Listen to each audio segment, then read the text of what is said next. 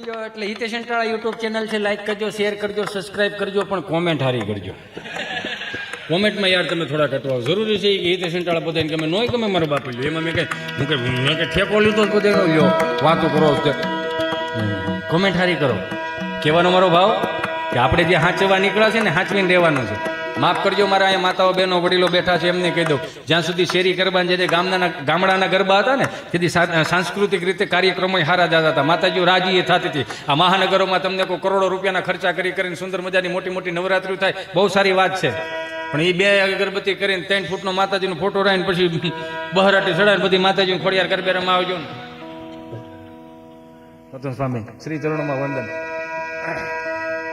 બધા માતાજીને તેડાવીને ગરબે રમાડવા આવે ને અને પછી જે ગરબા ચડાવે મહાનગરના ગરબાઓ, ખોટું લાગે મને માફ કરજો. તમારા આજુબાજુના ગામડામાં તાલુકામાં જિલ્લા મંતંતર ન બોલાવતા. હું તમને જે કહું છું સાચું કહું, બગડતું જાતું એવું નથી લાગતું. 3 ફૂટનો અગરબત્તી 3 ફૂટનો ફોટો 3 અગરબત્તી કરીને માતાજીને બોલાવે ને પછી બધી માતાજીઓ મહાનગરના ગરબા કેવા ચડે એ કહું. અખિયા મિલાવ કભી અખિયા જીરાવ ક્યાં કિયા જાદુ, અખિયા મિલાવ કભી અખિયા જીરાવ ક્યાં કિયા જાદુ, કભી ઘબરાવ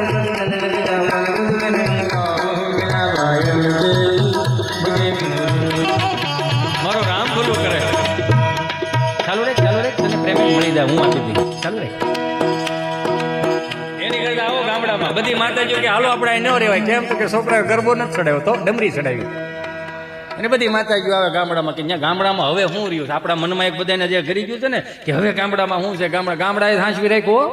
આ 2 વર્ષના કોવિડમાં કોઈનું હાંસવી એટલે ગામડાએ હાંસવા બધા અટવાના હતા.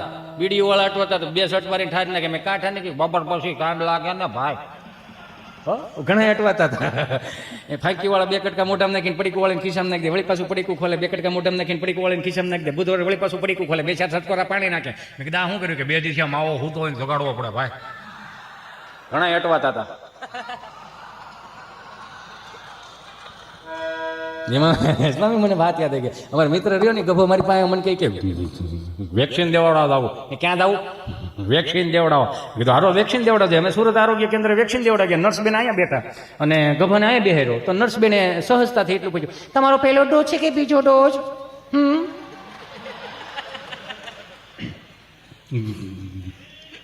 બીજો ડોઝ. અચ્છા બીજો ડોઝ છે તો પહેલો ડોઝ તમે કયો હાથે આપેલો હતો? જમણા હાથે. અચ્છા જમણા હાથે. તમે ગભરાવ છો શા માટે તમે?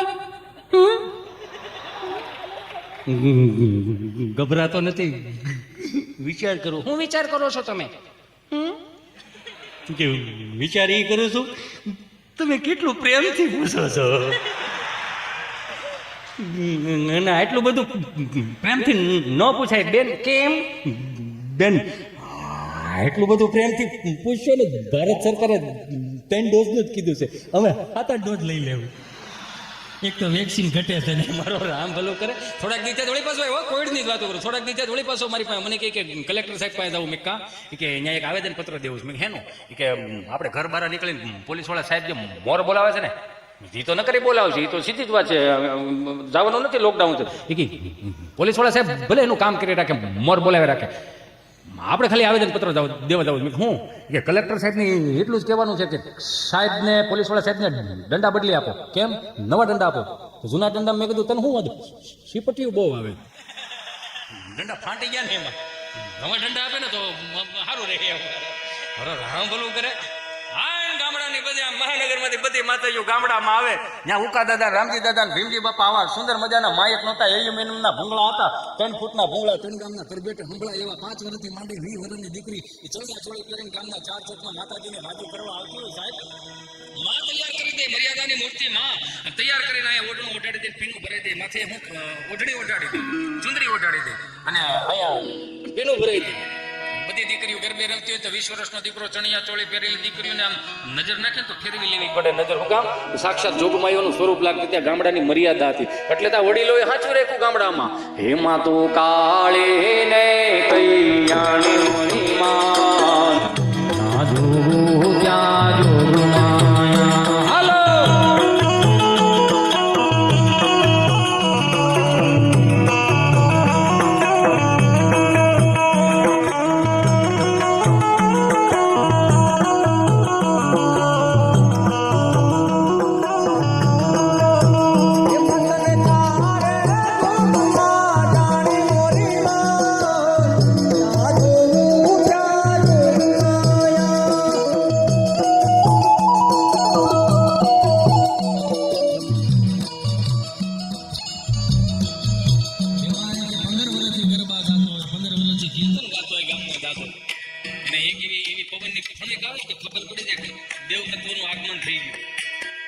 ગરબાઈ ફેરવી નાખે એવા મેં દાખલા જોયા.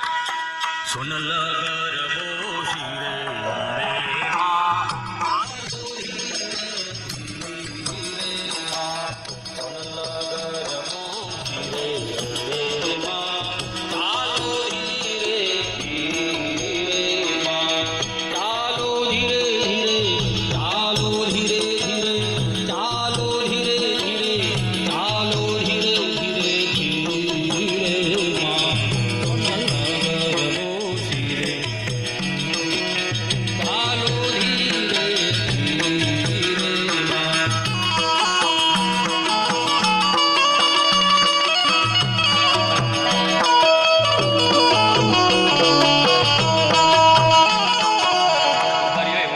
ભાઈ તમને મજા તો આવે છે ને? મારો બાપુ આમ કેમ તમે આમ કુકલ કાચરી જેવું મોઢું કરીને બેઠા મારો બાપ હાથ કાઢો ને યાર. એમાંય આહો મહિનાનું છઠ્ઠું હાથનું નોરતું હોય ને એકાદું વાદળું વરસતું હોય ધીમી ધીમી ધારે અને કદાચ 5 વર્ષથી માંડીને 70 વર્ષનો દાદો ગામડાના 4 ચોકમાં ગરબા લેતો હોય રાસ લેતો હોય ને હે તોય આમ જો એને જોયા જેવા ને એકાદી વાદળી વરસી જાય તો અહીંયા હાસોડા કીર્તન ફરી જાય કઈ રીતના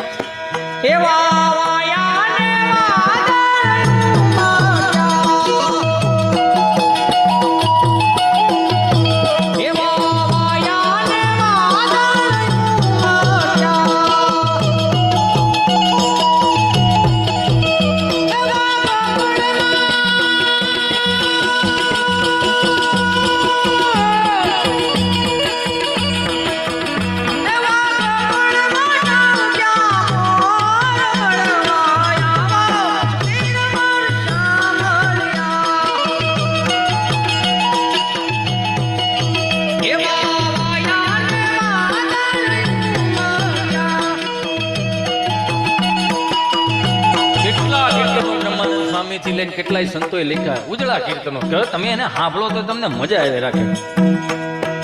મારો કહેવાનો ભાવ કે તમારું મગજ સ્થિર ન થતું હોય જનમંગલ સ્ત્રોતના પાઠ કરો, હનુમાન ચાલીસાના પાઠ કરો, શિવરુદ્રીના પાઠ કરો.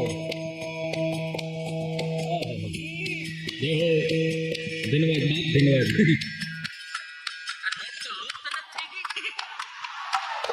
કેટલા ડાયરા મારે નોટ નથી જોઈ મજા આવે.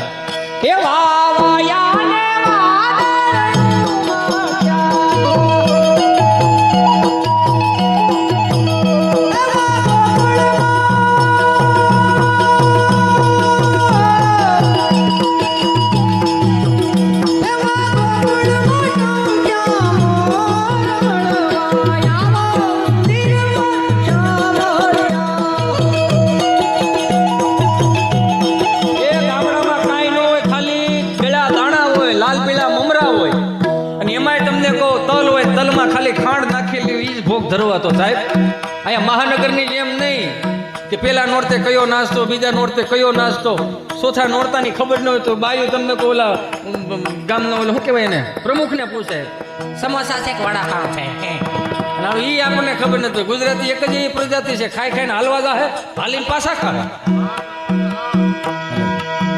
આવું જયારે ગામડામાં હતો ને સ્વામીજી તે સરપંચ આમ ફાળો લેવા નીકળે ગરબા લઈ નવા સરપંચ થયા હોય હાલો એ આપણા ગરબી મંડળનું આજે માતાજીનું ચોથું નોરતું છે અને આ વર્ષે તમે બધાએ મને પ્રેમ અને ભાવ થઈ મને જે સરપંચ બનાવ્યો છે એના ભાવ સાથે હું તમને કહું છું, આખું ગામ બેઠું છે છતાંય હું કહું છું કે આ 10 દિવસનો નોરતાનો જે કાંઈ ફાળો છે એ હું મારી પાસે એકની પાસે જ રાખીશ, એની પાસે જરી આપું છું. જૂના સરપંચ પાસે અમે ચોપડો માંગવા ગયા હતા તો સરપંચ તો ન બોલ્યા પણ સરપંચના ઘરના એવું બોલ્યા કે ચોપડો બકરી ચાવી ગઈ છે.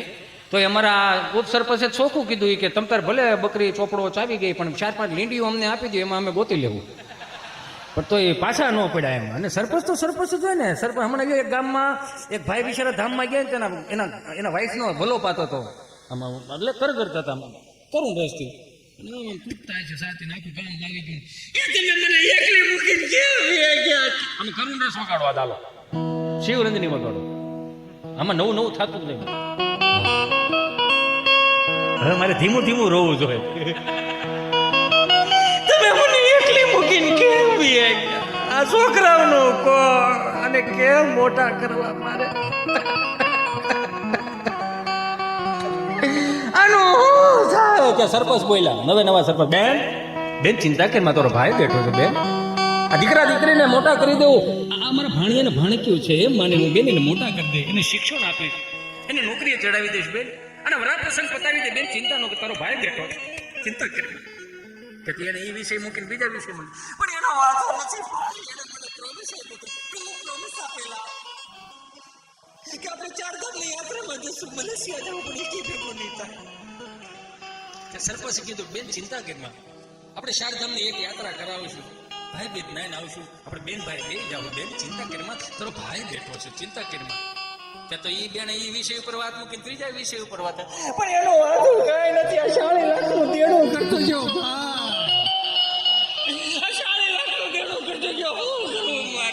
તો સરપંચ હો બાઉ ચડી ભાઈ આખો ગામ ઉભો છો એકાદો તો જવાબદારી લ્યો ભાઈ કે બધું હું કરી દઉં એટલું તો હું કર્યું કે મારી ક્ષમતા પ્રમાણે મારી પાસે ગ્રાન્ટ આવશે એ પ્રમાણે હું કરી દઉં કે બધું થોડું હું કરતો ભાઈ કે સરપંચ છો કઈ બધાને ઘર આપી દઉં ભાઈ અને બહુ વાળી ઉભા છો એકાદો તો જવાબદારી લ્યો સરપંચ એટલે સરપંચ એ મારો રામ ભલું કરે એટલે સરપંચ એ ફાળો લખવાઈ ગયા હોય ને આમ આવ્યા આપણો આ છઠ્ઠા નોરતાનો જે કંઈ ફાળો છે એમાં અડધો રામ ભરોસે આવેલો છે અને અડધો નામ પ્રમાણે આવેલો છે એટલે 111 રૂપિયા 111 રૂપિયા રામ ભરોસે આવે છે બોલો બે માત કી જય કડિંગ નારાયણ ભાઈ 111 રૂપિયા રામ ભરોસે આવે છે બોલો બે માત કી જય આવું એક થતું પછી એક આપણી ત્યાં ગામડામાં ભવાઈ મંડળ જે આપણા દેશના વ્યાસો આ 400 રૂપિયાના ફિલ્મ વાળાના જમાના નહોતા ને સાહેબ તેથી આ આપણા દેશના વ્યાસોએ કેટલાય રાજાઓને ઉજળા કરી અને મારીને તમારી પેઢી સુધી પોગાડ્યા સાહેબ એ વ્યાસોને એક વખત જોરદાર તાળીઓથી વધાવો હા તમને કહું ગામડામાં આવે ભલા મોરી રામા ભલા મોરી રામા ભલા મોરી રામા ભલા મોરી રામા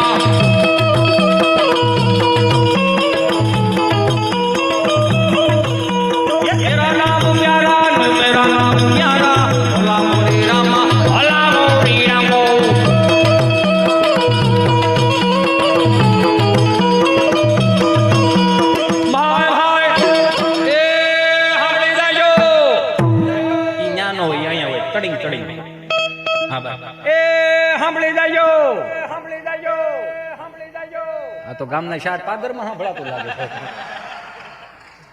આને ઘડીક મૂકી દઉં મને એક વાત યાદ આવી સ્વામી અમે જ્યારે વાડીએ ઓપનેર હાલતા ને ઓપનેર એટલે ઠેસર હલર માંડવીના સિંગના 1000 ફૂટનો શેટ હોય ને એટલે આમ પવન આમ જતો હોય ને ઓવડી આ બાજુ હોય એટલે બપોરના 1:30 વાગી ગયો ભૂખ બહુ લાગી ગયું એટલે બા ભાગ લઈને આવતી બાપુજી ત્યાં ઓપનેર ઉપર ચડ્યા ને એટલે અમને બધાને તગારા લેવાના ભૂખ બહુ લાગી હોય ને એટલે બા ઓલી ઓવડી આમ હાથ મૂકે ત્યાં છોકરો સિંહ જેવો થઈ જાય બા કહીને તો હોહરો 1000 ફૂટનો એ પવનનો શેઠો ને બધું તો બા પાસે શબ્દ પૂગી જાય તો બાય પાછા એવા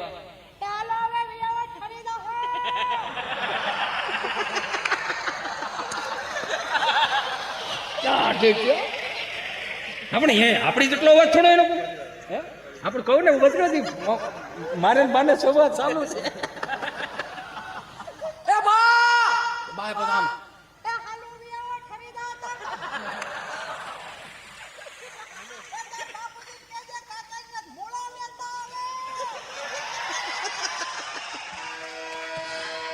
મારો રામ ભલું કરે બા પછી આવે બાપુજી બા જેને પૂજે બાપુજી પછી નવું લાવ્યા મમ્મી અને પપ્પા અમારા હાથમાં ધોરણમાં ભણવામાં આવતું ઇજિપ્તના ગાઝા પિરામિડમાં મમ્મીઓ નીકળવી પપ્પાનું સંશોધન થાય છે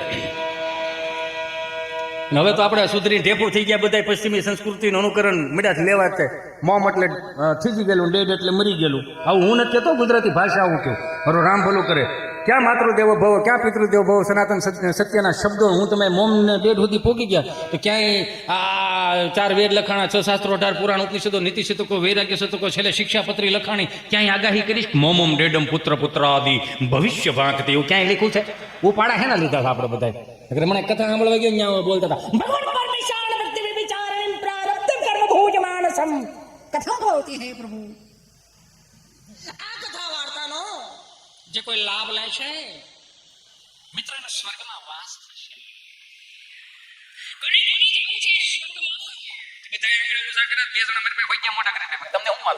મને કે અમે આ ગામના જમાયું છે ભાઈ, આ બધા અહીંથી જાય એટલે સ્વર્ગ જ છે ભાઈ. આને અહીંથી મોકલો ની આવ્યા તા કથા સાંભળવાની, શું થવા બે ભાઈ? આ પવન વાળો તે અમૂર્થો ધોઈ પીને પીતા હતા એ કે વિષ્ણુ વિષ્ણુ. હવે કઈ લતા મરો કઈ સારો લાગેલો તમારો વ્યવહાર તો તમે અમે શું કરી ભાઈ? જરીક તો જોવો યાર, આમ થોડું હોય. હજી ફાળો હાલે છો આપણે.